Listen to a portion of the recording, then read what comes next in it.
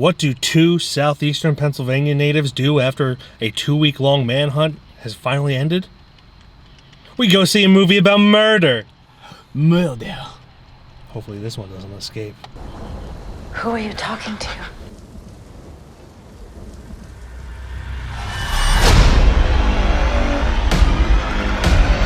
Hello everybody, welcome again to Keystone Film Review. We just saw A Haunting in Venice. Ooh, Wow. Ooh, we got the spook. Directed by Kenneth Branagh, written by Michael Green, based on the novel Halloween Party by Agatha Christie, starring Kenneth Branagh, Michelle Yeoh, Jamie Dornan, Tina Fey, Dylan Corbett-Bader, Amir El Marci, Ricardo Scamarcio, and other people. The casting goes a little out of order. Yeah, Kelly Riley, Jude Hill, and Emma Laird, I believe, is the last main person. Oh nope, Camille Cotton. Forgot about her. I feel like she's also in Belfast. Oh, Is she? No. You no. also wrong? I am also wrong. This, of course, is the third installment in the Kenneth Branagh Hercule Poirot series, the Agatha Christie series, and he broke tradition. The only one. You didn't see the second one at all. If I did, I'd probably fall asleep. Yeah. So when we reviewed the first one, the Murder on the Orient Express, he fell asleep. We did not review Death on the Nile. I saw it, but we didn't review it because you didn't see it. And then this one, you stayed awake. So I guess that's not really tradition. It's just not falling asleep. Yeah. So technically, I didn't watch the first one. Technically, I definitely didn't watch the second one. Yeah. And this one, I watched with my eyes Yes. What'd you think? wide open. It was a whodunit.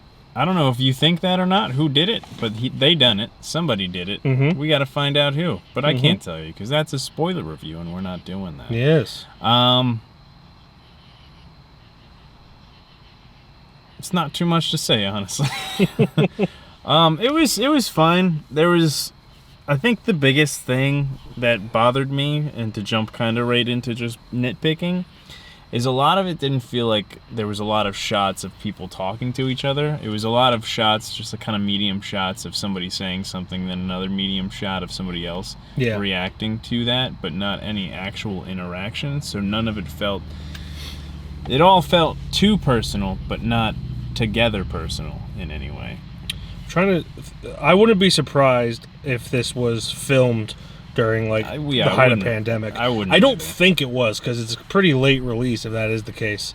But then again, I also can't say if the first two did that.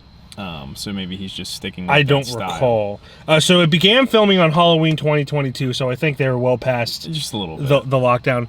I personally don't recall if that's the case. I know there's a lot of back and forth talking, and at times that does happen, but I don't know if it's as noticeable in those as it is this. It's been over a year since I saw Death on the Nile. Over 6 years. 2017, I think, is when it came out. So been a while since I saw Murder on the Orient Express either. Yeah, I don't remember that, but I also noticed that. I feel like that was more of like a style choice because they were very close and Dutch angled, trying to make it feel more horror-esque, because the other ones are just kind of murder mysteries. Yeah. Whereas this one's trying to make you maybe believe that it could be ghosts. Yeah, they want you to think that it's ghosts, but you can see well past that it's not. And it was a Halloween party. Well, yeah, I mean, the biggest thing to knowing that it's not ghosts is that Hercule Poirot doesn't believe in ghosts, and he's always right in these things. Yeah. I personally like these. These movies aren't amazing, but I do enjoy them for their kind of classic murder mystery style. I feel like, of course, murder mysteries aren't really made like that anymore. They're if they are like that, they're usually also comedies. Yeah. If they're paying homage to the classic murder mysteries. Or they're just, straight up dark, gritty thrillers nowadays, like Mare of Easttown or whatever. So it's nice to kind of get that classic feel in this. Especially the horror elements in this felt very classic, like things would happen in shadows rather than seeing it visually. So I really appreciate that from Kenneth Branagh's choices with that. But I feel like he stuck to the classic feel to a fault, to where some of the characters and writing were kind of cringy, notably the kid. There's a kid in this. He did good with what he had. Yes. It's not a bad performance. It's just a really corny, cheesy character. I leaned over it and I was like, this kid's got to be 40 years old. Yeah, like thought it was an orphan like situation. The orphan, like an orphan movie where the kid's actually 40 years old. I'm like, this kid's got to be fucking 40. The way he's acting, there's no way. Yeah, but I mean, it makes sense in the long. I'm not gonna get into why because it's not even spoilers. It's just a nice reveal. But he kind of sticks to that kind of classical theatrical feel to a fault. Where I feel like some things could be modernized a little bit to avoid cringiness. But that's nitpicking. I think this might be my favorite one in the trilogy. I know you can't really say. I can't attest. Not that the other ones are bad. They're just not as interesting. Because this one had, it was in one building. I know Murder on the Orient Express is essentially a train. And I guess Death on the Nile is just a boat. But they felt more open, even though they were trapped. Whereas this is just this is a house. So it added an element of suspense that I personally didn't feel with the other ones. I think, again, I didn't watch the first two, so I can't say. I feel like it would have been harder to... Was it easy to place who was the murderer in the first one? The first one, well, everyone, if you haven't seen Murder on the Orient Express or read it, skip ahead. Everyone kind of knows this by now, unless it's been around so long. But skip ahead if you don't want it to be spoiled. In Murder on the Orient Express, it felt like a cop-out because it was everyone. Everyone killed the dude. Yeah. And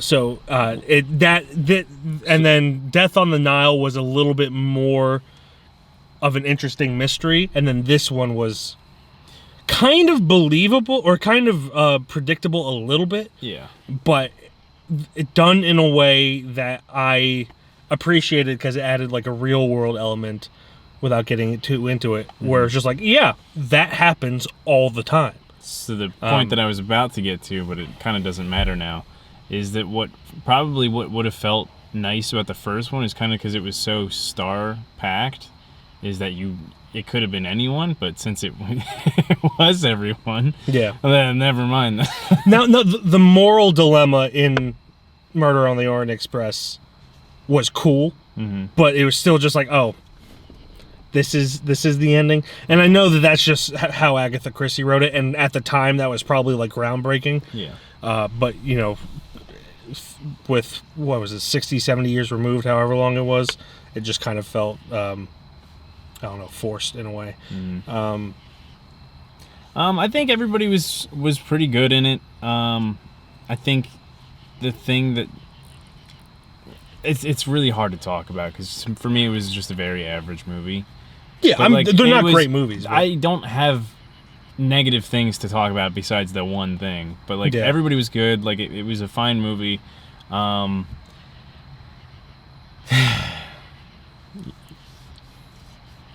There was one thing I wanted to talk about, but I can't remember what it was, to be honest. This is how long we've been out of it. 2 weeks puts me in a hole of not remembering how to review correctly. It's crazy. It hasn't been 2 weeks. Exactly. It's been 1 week. It's been 1 week since we last reviewed. Dude, time is a construct. Yeah. But yeah, it's over. They've all been fine. I'm honestly surprised that Kenneth Branagh keeps being able to get them made. I like that they're still being made because they're just fun, easy watches. But they're not movies that I'm really gonna think about or talk about too much, other than these reviews. They're good popcorn movies and nothing more really. Or barbecue chip movies. Barbecue chips, yes. Yes. I mean, like you said, it's nice to see the whodunits coming back, sort of. Especially Ryan Johnson's or the Glass Onions are great. Yeah. But these are good too for what they are. I mean, other than falling asleep during the first one, they all seem pretty good. And that wasn't even the movie's fault. You were in the middle of FedEx, it was UPS or whatever. Peak at UPS. Yeah. I do have one more flaw, but other than that, this was a good, decent movie, and I don't have any other flaws besides. The bird didn't talk one fucking time, and you're trying to tell me that there was no horror shit going, or like there was horror shit that they were trying to promote? That bird didn't go. Two things. The bird said, "Holy shit." The bird said, "Holy shit." You missed that? Yeah. It was hilarious. The bird said, "Holy shit." And then they also said that the bird stopped talking once its owner died. Yeah, but that's...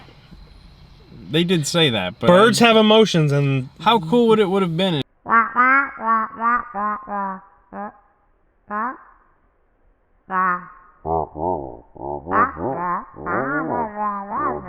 I feel like we're giving too much away at this point. All I'm saying is that it could have been cool. Especially if you're trying to promote a more horror-esque You have to remember these things were written in the 30s and 40s, They can tweak it just a little bit. So, you know... I mean, they could, but that's not Kenneth Branagh's jam. Again, small nitpick. Yes. But it would have been cool. Yeah. Overall, I think people are going to like this movie. I don't think it's going to be something people talk about. Especially an older crowd. I think the older crowd will like this. Yeah. Especially if, like, those who think that, like, the Knives Out series, the two of them, are too crass. I'm sure they're out there. Yeah. Just because there's people that think everything's crass. They'll probably like this. This is a good popcorn movie. Good for people who are fans of classic film. Mm-hmm. But I don't think it's going to be something that really wows anybody. Yeah. So ratings, I'm going to give this... I gave Murder on the Orient Express a 2.5. I feel like that's probably a bit harsh now. And then Death on the Nile a 3.5, which I feel is a little easy. So I'm going to give this a 3.5 and then reevaluate the other two ratings I gave. But this is a 3.5 for me. This is a 2.5 for me. There you go. Small nitpicks, but overall it's a good movie. There's nothing really to complain about that much. Yeah. And it felt kind of shorter than it actually was a little bit. Well, the other two I think are over 2 hours each. I could be wrong. So that helps. Yeah. Even though I didn't watch them. Yeah. There you go. So that does it for our review of Death. No, not Death on the Nile. That's the other one. Part A Haunting in Venice. Haunting in Venice is a much better title than Agatha Christie's Halloween Party. Yeah. Just throwing that out there. I'm assuming it was probably like a short story though. Yeah, probably. I have no idea. Halloween Party. But if you saw this movie, let us know what you thought down in the comments below. Yes. Did you have a escaped murderer running through your town in the past couple weeks? For 2 whole weeks. For 2 whole weeks. Yeah. Goodbye, everybody. Bye-bye.